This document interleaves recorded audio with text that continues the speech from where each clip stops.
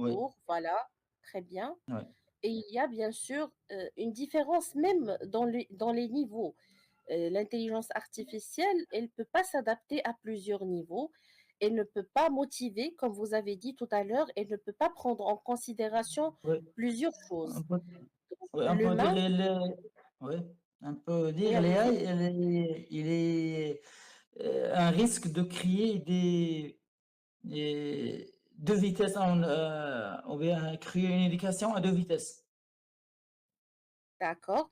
Donc, on va bien sûr euh, renforcer ces disparités entre les personnes. Ça veut dire qu'il y a des personnes qui vont évoluer parce qu'ils Oui, vont bénéficier des avantages de l'intelligence artificielle et il y aura des personnes qui vont rester au niveau du même stade. Donc, il y aura un écart très important entre ces deux personnes-là. C'est ça, Monsieur Mounir. oui, c'est ça. Très bien, voilà. Monsieur Hakim, allez-y.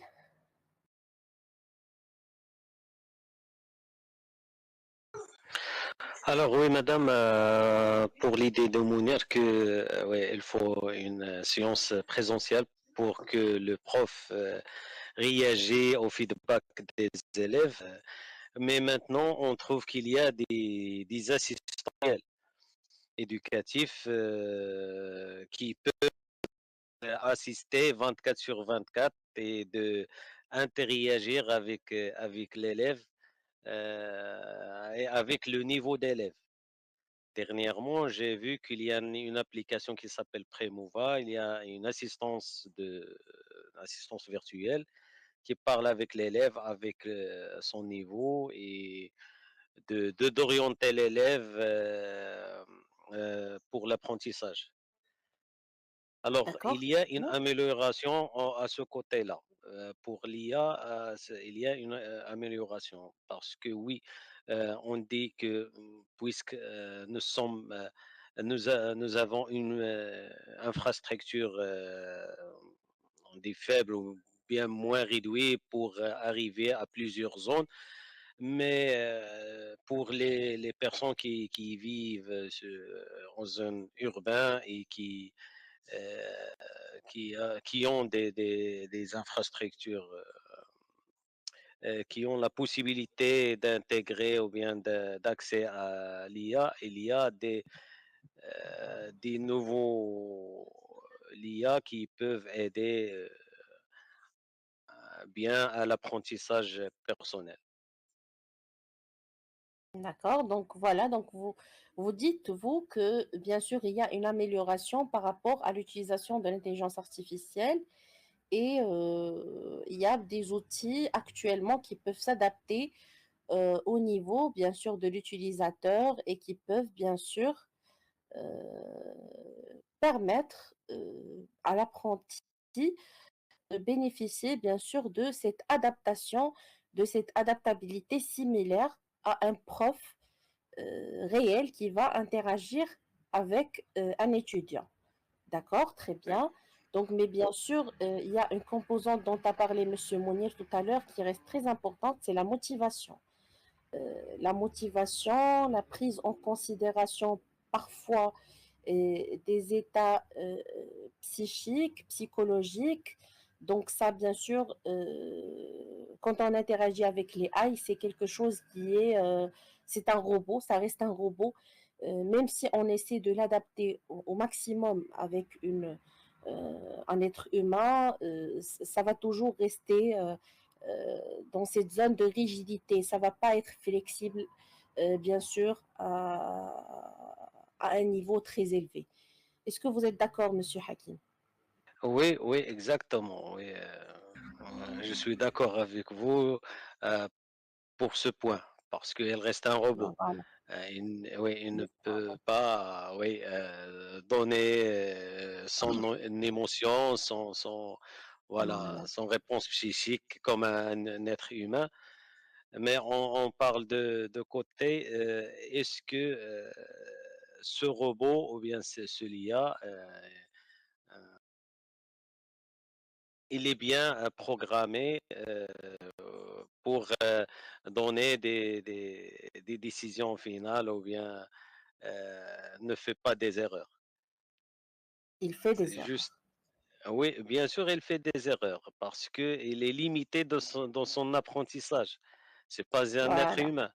Il ne peut pas prendre des J'ai décisions. testé, voilà, j'ai testé plusieurs fois des résultats de l'intelligence artificielle par rapport à des situations. Donc, j'ai trouvé parfois des réponses qui sont fausses. Euh,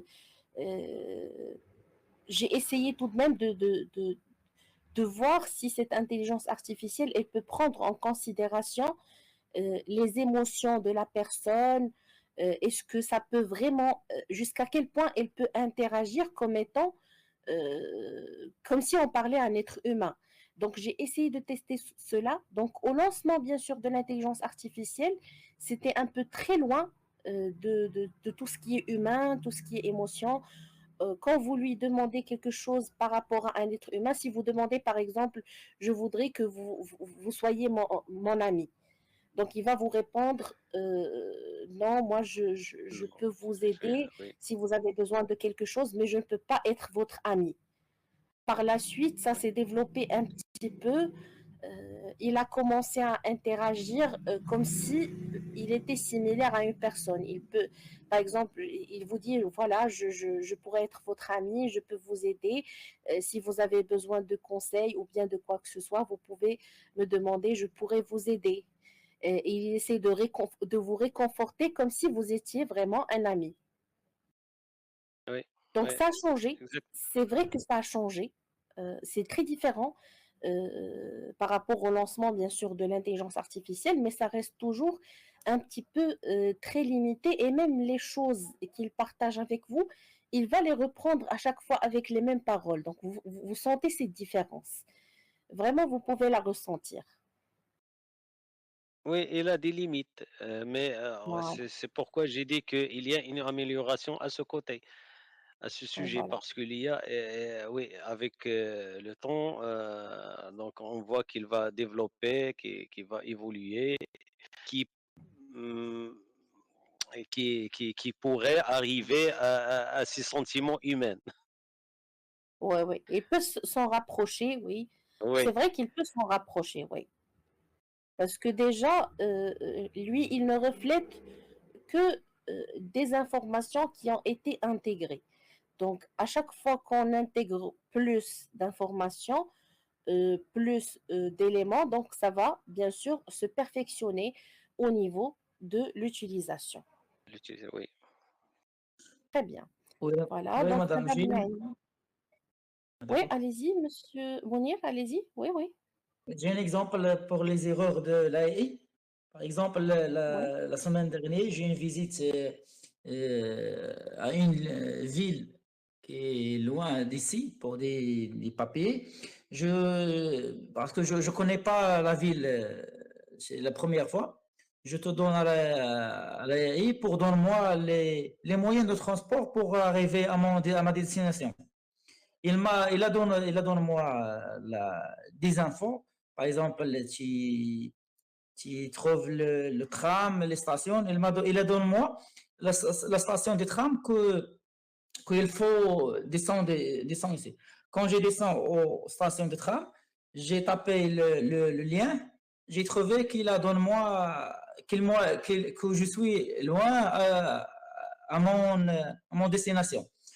Je le dis, c'est quoi ça? C'est pas la bonne station. Il m'a dit, ah oui, j'ai trompé, j'ai fait une erreur, pardon. voilà. Donc, il vous a donné une mauvaise destination Oui, et mauvaise destination. voilà, il vous a fait descendre beaucoup avant la station où vous Beaucoup avant, devez oui. Après trois stations, je pense. avant. Donc voilà, donc ça donne des informations qui sont fausses. Oui, C'est vrai que beaucoup de fois on trouve des erreurs, même en parlant de tout ce qui est exercice. Madame Naïma, tout à l'heure, elle a parlé d'exercices mathématiques, de physique, etc. Même au niveau de ces informations, ou bien de la réalisation d'un certain nombre d'exercices, il donne des résultats qui sont faux. Si vous n'êtes pas apte à travailler l'exercice vous-même et vous comprenez déjà un certain nombre d'éléments, vous ne pouvez pas l'utiliser et vous ne pouvez pas compter sur l'intelligence artificielle dans ces choses-là. C'est comme si vous devez toujours encadrer cette intelligence artificielle. Si vous ne l'encadrez pas pour vous donner de bons résultats, il ne va pas vous donner de bons résultats. Et aussi la méthode à travers laquelle on pose la question, elle diffère. Ça veut dire que, je ne sais pas, Monsieur Mounir, qu'est-ce qu'il a posé comme question, mais il faut préciser, il faut être très précis. Il faut lui dire, voilà, je voudrais savoir, Oui, par madame. exemple, la gare la plus proche ou bien la station la plus proche au point suivant et vous allez préciser le point. Et vous allez Oui, madame, préciser, madame, j'ai précisé l'adresse. Je te donne l'adresse exacte quand il envoie à moi l'offre. Mais je te dis, je le dis, je vais te aller à cette adresse. Donne-moi les moyens de transport pour aller à ça et les stations. Mais donne-moi des adresses un résultat fausses. faux. Voilà, il a donné un résultat faux. Donc voilà, donc même si vous avez précisé, parfois, ça donne des résultats qui sont faux. Donc il faut bien sûr utiliser l'intelligence artificielle modérément. Ne pas compter beaucoup sur l'intelligence artificielle à 100% parce que ça donne toujours des résultats qui sont négatifs. Et bien sûr, il faudra tirer profit aussi des avantages qu'elle peut donner. Je peux vous donner un avantage, par exemple, de l'intelligence artificielle. On suppose que vous devez rédiger euh, une expression écrite, par exemple. Vous allez bien sûr accéder à l'intelligence artificielle, vous allez demander, s'il vous plaît, est-ce que vous pouvez me donner une structure? Une structure, quelques idées, par exemple, quelque chose comme ça, donc ça peut fonctionner. Mais si vous demandez qu'elle vous écrit cette expression écrite, ça sera sûrement faux. Et ça sera sûrement clair que ce n'est pas un être humain qui l'a écrit. D'accord? Donc, il y a un certain nombre de tâches où l'on peut compter sur l'intelligence artificielle, surtout quelques tâches techniques.